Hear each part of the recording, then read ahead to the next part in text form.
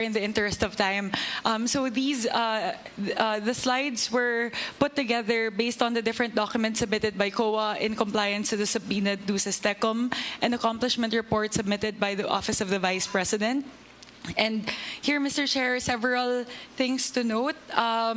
Essentially, we have summarized across the 4 quarters in terms of the disbursement of the confidential expenses of the Office of the Vice President, the different audit findings of the Commission on Audit across the 4 different quarters. So for Q4 2022, which is the subject of the notice of disallowance, it was found that there's a 73 million out of 125 million that was considered by COA as disallowed in audit. And then for the succeeding quarters, accordingly, Mr. Chair, you would see here the proportion of the 125 million, which was questioned in the audit order memorandum and not questioned across the succeeding quarters. During the deliberations of the Office of the Vice President's budget, I directed a question towards COA to please enlighten us as to the grounds for the notice of disallowance for Q4 2022 and the 3 succeeding quarters which were subjected to the AOM, Mr. Chair. However, during the OVP budget hearing, the representative of COA, Assistant Commissioner Alexander Juliano, said that he was not privy to the information as he was not part of the team handling the confidential expenses. So, Mr. Chair, I believe the team who did the audit is present in today's hearing. So if we may request, Mr. Chair, COA to please enlighten us for the 4 different quarters covered by the notice of the disallowance and the audit order memorandum. May we please request, Mr. Chair, COA to please enlighten us as to the ground. So perhaps, Mr. Chair, we can go quarter by quarter. We can first start with Q4 2022, which was the subject of the notice of disallowance. Any representative from COA? Mr. Chair, Attorney Gloria Camora, the State Auditor of Attorney the ICFAO, Camora. yes, will answer the question Attorney of the Camora, you're Honorable recognized. Congresswoman. Yes, good morning, Mr. Chair. As to the 2022 notice of disallowance, there were Ma'am, 3... pakilakasan po ninyo yung boses nyo, hindi marinig. Okay.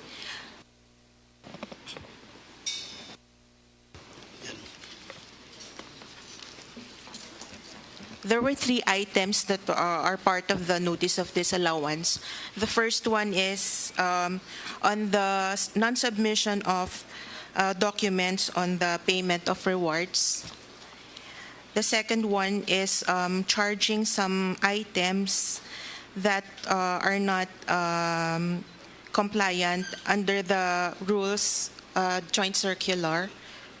And the third one is non-submission of the revised accomplishment report of the office of the VP to the 3 regulatory offices, which are the Office of the President, the Senate President, and the Speaker of the House of Representatives, because what they have submitted was the original one, and they made an amendment, but as of now, they have not resubmitted the amended accomplishment report. Mr. Chair, if Please proceed, COA may Congresswoman please Francis. enlighten to explain to us, because it seems a little bit technical po as to how it was explained by COA. Kung pwede po maipaliwanag po sa atin in non-technical terms as to the grounds for the disallowance po. COA, pakisimplify po. Please explain it in layman's term. Yes po. Basically, the disallowances is because hindi po sila nag-submit ng required na documents under the joint circular. Mr. Chair, if we may move to the next slide. Please proceed. ComSec, next slide please.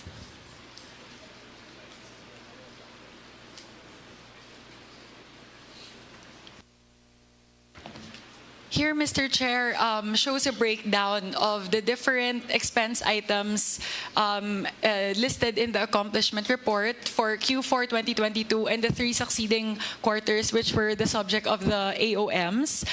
Mr. Chair, I would like to again throw the question to COA.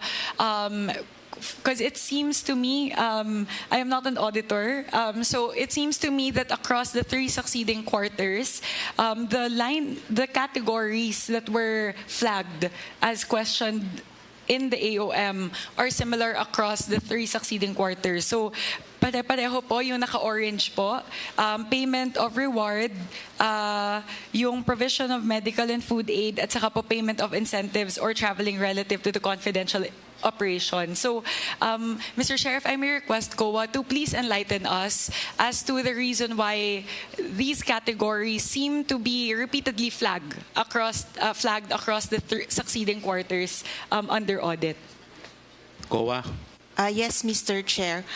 As to the payment of rewards, the joint circular requires a document. The supporting documents evidencing the success of the information gathering. As far as the documents that they have submitted, we are not so far, we are not satisfied with the documents they have submitted, so we ask them to submit the documents that would satisfy the joint circular. As to the provision of food and medical items, again, we ask them for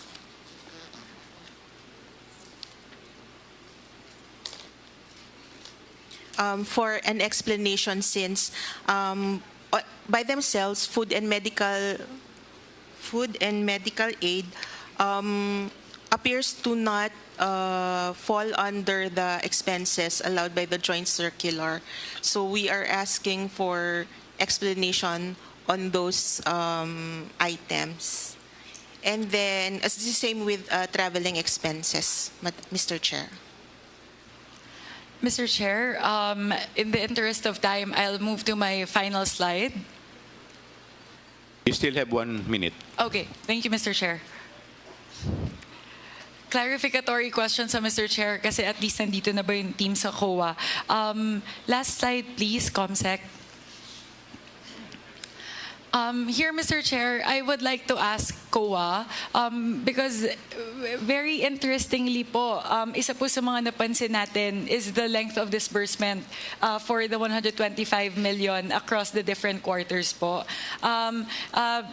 Meron po ba na information yung COA as to how how the disbursements were done in terms of the speed by which the disbursements were done? Like, for example po, the 125 million in December were spent in 11 days as opposed to in Q3 2023 po, wherein it was spent in 79 days. So, kasi po, one thing that we can see as well in the previous slide is regardless of the length of the disbursement or the speed of the disbursement or the areas of surveillance, if you can move to the previous slide, COMSEC. Ito po. The numbers of areas under surveillance are different, and the speed of the disbursement is different as well. But it seems like the expenditure patterns are very similar po across categories and across the different quarters. So, meron po bang nakita yung COA with regards to that po, Mr. Chair? Please wrap up your questions. Pakisagot na lang po, tapos na po kayo. Mr. Chair, since we were given the data on the areas and they have also submitted the evidences of payments, we did not conduct a study on the speed by which the frequency of the payments, as long as we were satisfied with the number of areas that they have served. So if we can average it based on that, the number of areas, I think it is possible to be spending the said amounts. Mr. Chair, final question na lang Okay, po. last question. Because the AOMs were issued po in February 1, 2024 for the first AOM, and then the second AOM po on August 8, 2024. Reading through the AOMs po, the Office of the Vice President is given 15 days to respond to the AOMs. I believe the first one has been responded to in April. So meron na po bang response doon po sa August 8 na AOM?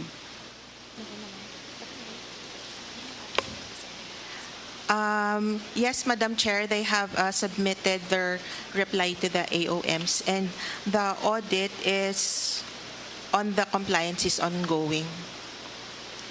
Thank you very much, Mr. Chair. Those are my clarificatory questions po. Clarification because the team handling the audit is now here. So just wanted to clarify po dun po sa slides na present po nung nakalaang OVP budget hearing. Maraming salamat po, Mr. Chair. Mr. Chair.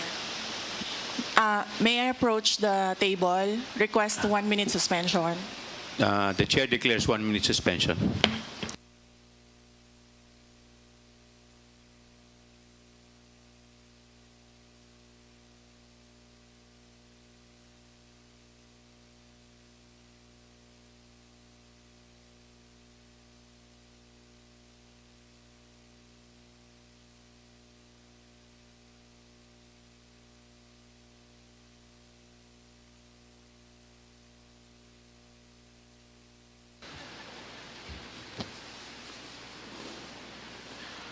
Session resumes. Mr. Chair, may I The request... Honorable Vice President is recognized. Thank you. May I request to leave the inquiry? Ma'am, pwede naman po, considering na hindi naman din po kayo naka-oath and alam naman po namin marami rin po kayong ginagawa. The Vice President is excused. Thank you. Thank you po, Thank you, ma'am. everyone. Good morning. 1 minute suspension is declared by the chair.